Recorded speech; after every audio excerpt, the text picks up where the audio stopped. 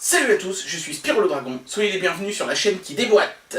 On continue aujourd'hui notre petite série d'objets tout simples pour faire un peu de place pour le test de la console de merde qui va arriver ou qui peut-être même est déjà en ligne, ça va dépendre un petit peu du temps que je vais avoir devant moi pour éditer cette vidéo-ci. Alors aujourd'hui, on va voir un objet qui est tout simple, on va voir un casque audio. Sans fil, on en a déjà vu plein, mais celui-ci a quand même une petite particularité, parce que c'est pas parce que l'objet est simple que j'essaye pas de vous trouver des trucs un peu originaux. Celui-ci fonctionne à conduction osseuse, c'est-à-dire que, contrairement à la plupart des casques qu'on met dans ses oreilles ou sur ses oreilles, celui-ci se met juste au-dessus en fait, et est supposé vous envoyer le son à travers l'os directement dans votre conduit auditif. Alors est-ce que ça marche vraiment, ou est-ce que c'est le genre de gadget qu'il faut fuir? C'est ce que le test d'aujourd'hui va essayer de démontrer, alors c'est parti!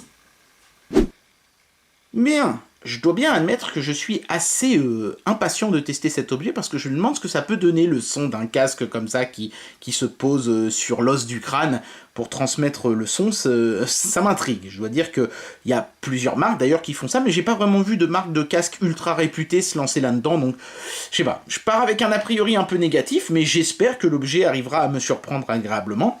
Bon, l'emballage, ça commence petitement, on va dire, parce que c'est un emballage vraiment tout à fait basique.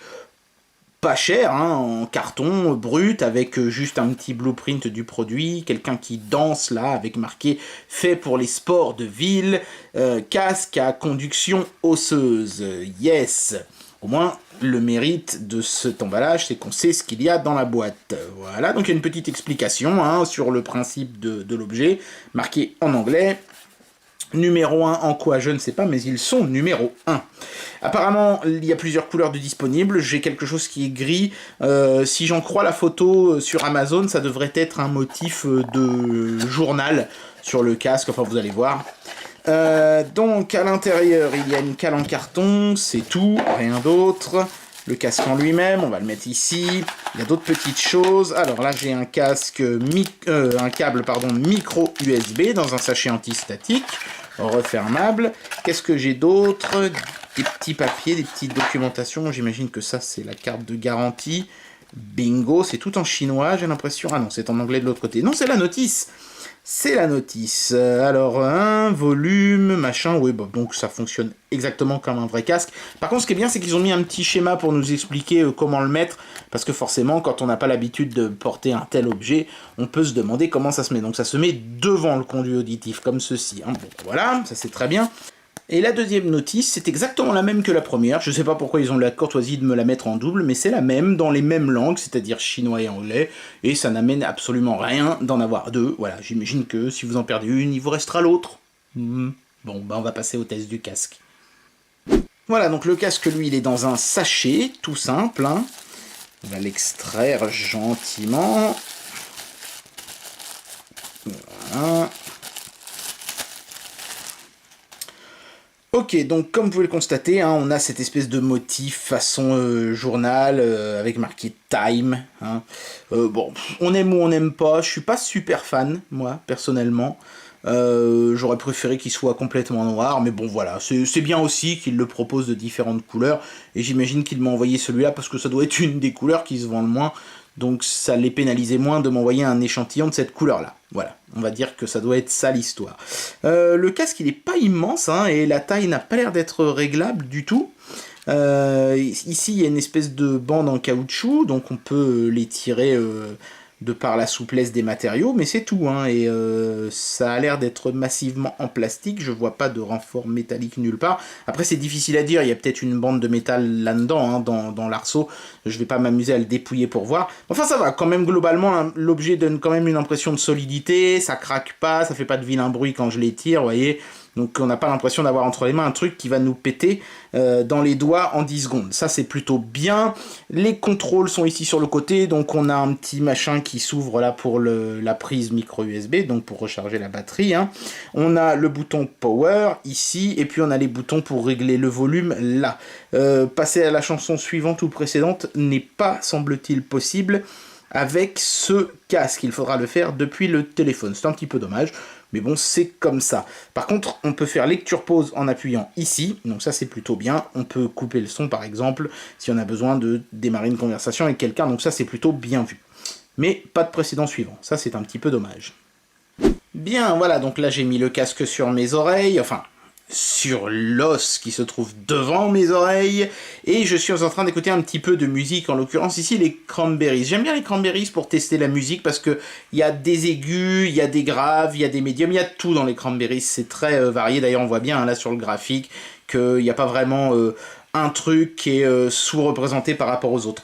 La qualité sonore, elle est bonne, hein, elle est même très bonne. Il n'y a pas un truc qui prédomine. Les basses sont pas trop fortes, par exemple, donc ça c'est plutôt bien. Bonne nouvelle aussi, on peut passer à la chanson suivante ou précédente avec les boutons volume plus et moins en faisant un appui long. Par contre, c'est pas facile d'atteindre les boutons une fois qu'on a le truc sur les oreilles. Donc bon, c'est faisable, mais c'est pas extraordinaire. Quand j'appuie sur le gros bouton sur le côté, en revanche, je peux effectivement faire pause et lecture comme ça, en main libre, et ça fonctionne très bien. Hop, voilà. Donc ça, c'est vraiment très très cool. Au niveau sonore, la seule petite chose que je regrette un peu, c'est que on a un petit peu l'impression que le son est, entre guillemets, loin. C'est-à-dire que j'ai pas vraiment de problème de déséquilibre, mais j'ai l'impression que j'ai pas le casque sur les oreilles, quoi. Et je pense que c'est peut-être plus psychologique et une question d'habitude, mais néanmoins, on a quand même l'impression d'entendre le son d'un peu loin avec ce genre de casque. Et puis si je devais donner un deuxième défaut aussi, si je mets le son à fond, j'ai le crâne qui vibre. En fait, les vibrations deviennent trop fortes et ça devient un petit peu désagréable, ça chatouille un petit peu les tempes. Donc du coup, c'est peut-être pas forcément le genre de casque à vous recommander si vous aimez écouter la musique fort.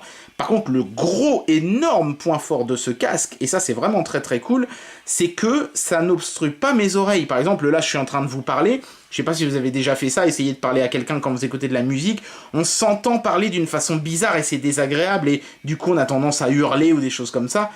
On n'a pas ce problème ici, je m'entends parler normalement, et j'entends la musique par-dessus, sans que ça vienne me perturber, et ça c'est vraiment très très cool, et je pense que c'est là le gros point fort de ce casque. Après, niveau confort, là encore, je pense que c'est une question d'habitude. On n'a pas l'habitude que quelque chose vienne nous appuyer au-dessus des oreilles comme ça en permanence. Mais je pense que, bon, ça c'est quelque chose qui s'oubliera vite. Globalement, en tout cas, niveau sonore, c'est très bon. Sauf si vous aimez écouter la musique vraiment fort. Là, je pense, dans ce cas-là, qu'il vaudra mieux rester sur un casque qui se met sur les oreilles quand même.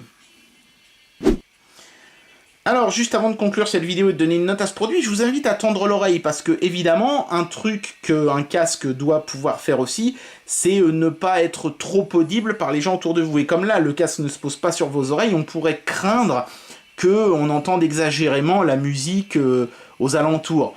Je vous laisse juger, j'ai mis tout à fond.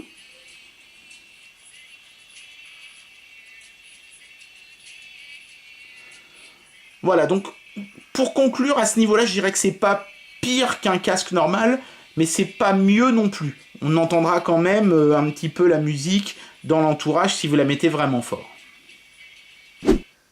Bien, alors il est temps d'amener une conclusion à cette vidéo et de donner une note à ce produit. Donc ce genre de casque qui envoie la musique directement dans votre conduit auditif au travers de l'os plutôt que via le trou de votre oreille, présente un certain nombre d'avantages et un certain nombre d'inconvénients. On va commencer par les inconvénients.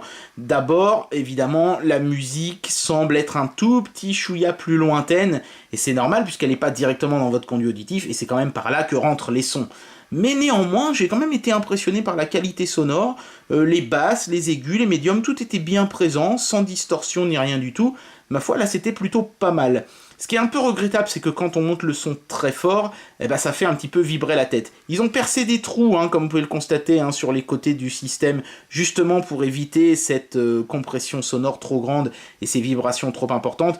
Mais il n'y a pas de miracle, si vous mettez le son vraiment super fort, ça va causer quelques petits désagréments. Donc, du coup, on va passer tout de suite aux avantages de ce casque. Avantage numéro 1, et c'est celui qui est le plus évident, eh bien, vous n'aurez pas l'effet coupé du monde que vous avez avec un casque classique. Par exemple, si vous bossez, mais je sais pas, vous bossez, vous êtes standardiste, vous pouvez vous mettre ça pour écouter votre musique en toute discrétion, et néanmoins entendre le téléphone sonner et y répondre. Vous avez juste à poser le casque, le temps de répondre. Si vos collègues de travail viennent vous demander un truc, vous serez pas là à dire « Hein, qu'est-ce que t'as dit ?» en enlevant votre casque. Vous entendrez ce qu'ils disent parce que ce casque ne couvre pas vos oreilles. C'est là la très grande force de ce casque. Ce casque permet d'écouter de la musique discrètement, plus discrètement par exemple qu'avec une enceinte Bluetooth, mais sans vous boucher les oreilles, vous restez totalement alerte. Voilà, donc s'il fallait donner une note à ce produit, je vais lui donner 4. Pourquoi je lui donne pas 5 ? Parce qu'il y a cette histoire de vibrations qui sont un petit peu désagréables. Je trouve ça dommage que le casque permette de monter dans un volume sonore qui soit désagréable. Il aurait à la rigueur mieux valu le brider un peu à ce niveau-là pour pas avoir ce désagrément-là. Et puis peut-être aussi parce qu'on ne peut pas régler la taille du système. Donc si vous avez une très grosse tête, peut-être que ce sera un peu trop juste pour vous. Si vous avez une petite tête, peut-être que ce sera un peu trop grand pour vous. C'est toujours mieux qu'un casque soit réglable. Celui-là ne l'est pas. Bon, il est souple, hein, c'est vrai qu'il y a quand même pas mal de possibilités de l'étendre. Mais un arceau réglable en longueur m'aurait semblé être quand même un prérequis indispensable, et là on l'a pas. Voilà. Donc 4 sur 5 pour ce casque, qui sinon sort quand même un très bon son, et a le mérite de pas vous boucher les oreilles, donc ça c'est quand même pas mal. C'est un concept qui me plaît en tout cas. J'avais quelques doutes, ils ont été dissipés. Et bien voilà, c'était le test de ce casque Bluetooth à conduction osseuse. J'espère que cette vidéo vous aura permis de lever les voiles et les mystères de ce casque qui ne se porte pas sur les oreilles. Et moi je vous dis à très bientôt pour une prochaine vidéo. Allez, tchuss!